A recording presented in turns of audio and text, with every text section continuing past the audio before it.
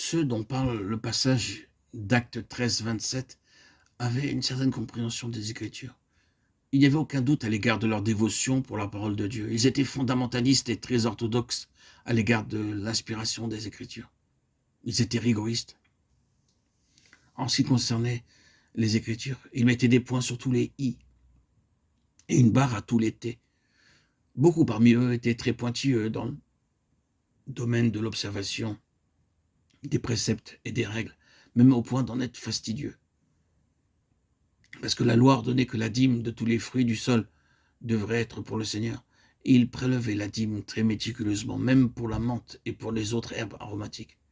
Mais ils oubliaient en même temps les choses qui étaient intérieures et qui avaient plus d'importance pour le Seigneur, telles que le jugement, la miséricorde et la foi. Matthieu 23, 23.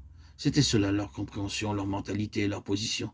Ils voyaient tout sur un plan horizontal. Ils voulaient être techniquement conformes à l'Écriture. Quel en a été le résultat? Ils ont perpétué un système terrestre fondé sur la parole de Dieu. Leur église était l'église d'Israël, l'église israélite. Et vous pouvez mettre à la place d'Israël n'importe quel autre nom de dénomination qu'il vous plaira. Cette église avait ses propres usages, ses vêtements, ses rites, sa liturgie, et tout cela en accord avec les Écritures. Ils avaient la lecture des prophètes chaque sabbat, ils avaient tout un vaste système.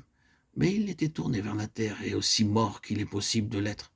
C'était purement formel et ne participait pas à la pleine pensée de Dieu. C'était scripturaire dans un certain sens. Malgré cela, il faillissait à l'égard du conseil éternel de Dieu. Quand le Saint-Esprit est venu, il n'a pas mis un coup de balai sur les prophètes ou l'Ancien Testament.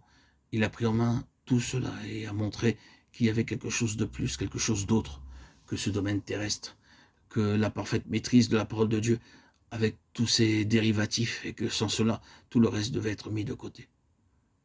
C'est ce qu'il est encore occupé de faire. Tout ce système n'a pas réalisé la pleine pensée de Dieu. Et le livre des Actes nous parle de cela, de cette grande transition. Il y a une divine pensée derrière tout cela, et lorsque vous l'avez saisi, vous pouvez vous passer de tout le reste. Ce qui est ancien peut être enlevé si vous avez saisi les choses dans un sens réellement spirituel, d'une manière vivante et céleste. Le reste importe bien peu et doit entièrement disparaître. C'est ce qui s'est passé dans le livre des Actes. Vous pouvez ne pas toujours saisir ce qui a commencé, mais le fait est que cela devient bien une réalité. Les apôtres ont continué de se rendre au temple et à la synagogue pendant un certain temps, et puis ils ont cessé de s'y rendre. Ils l'ont fait pendant un temps, mais se sont retirés peu à peu, et se sont trouvés tout à fait au dehors. Quelque chose était arrivé. Ils étaient entrés dans un domaine vivant, et tout le reste n'avait plus lieu d'être. L'ancien avait conduit au nouveau, il avait accompli son dessein.